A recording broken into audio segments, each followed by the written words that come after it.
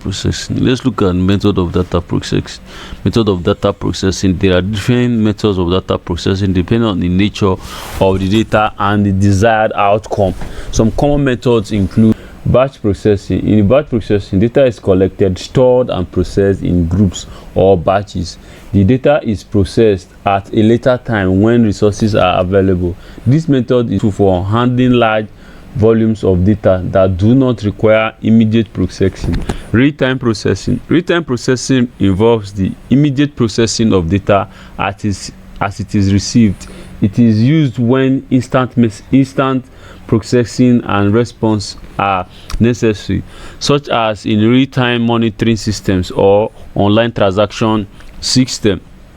Then we have online processing. Online processing, also known as online transaction processing (OLTP), involves immediate processing of data as it's entered or accessed by users. It is commonly used in systems that require quick response time, such as online banking or inventory management systems.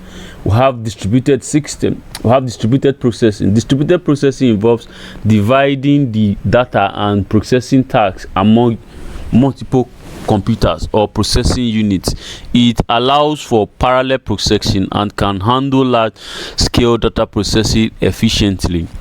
I have another one, parallel processing. Parallel processing involves using a multiple processors or computing resources simultaneously to perform data processing tasks. It speeds up the processing time by dividing the workload among multiple processors. We have cloud computing.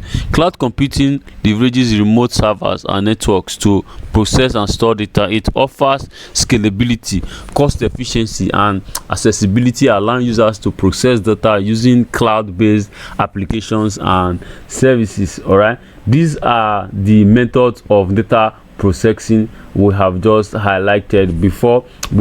I told you about data batch processing, real-time processing. We also discussed about online processing, distributed processing, parallel processing, cloud computing. These are the methods of data processing.